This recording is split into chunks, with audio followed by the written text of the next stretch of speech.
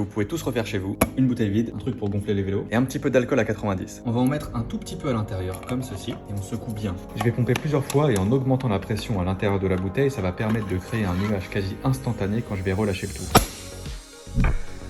Et en relâchant rapidement la pression, ça va permettre à l'air de se dilater super vite. Ça va avoir pour effet en fait de diminuer la température et ce refroidissement va permettre à l'air de se condenser en fines gouttelettes. Vous êtes prêts ?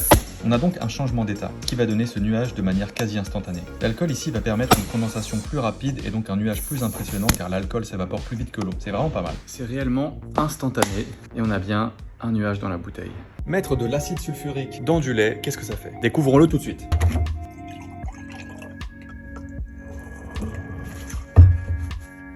Ok, il se passe bien un truc instantané en plus de ça. C'est impressionnant. En fait, dans cette réaction, certains éléments vont être attaqués et d'autres non. Très rapidement, glucides et protéines vont être décomposés par l'acide sulfurique. Et c'est très impressionnant d'ailleurs la vitesse à laquelle ça a lieu. Restent les lipides qui se retrouvent en haut, dans la zone encore blanche. Réaction exothermique, donc qui relâche de la chaleur.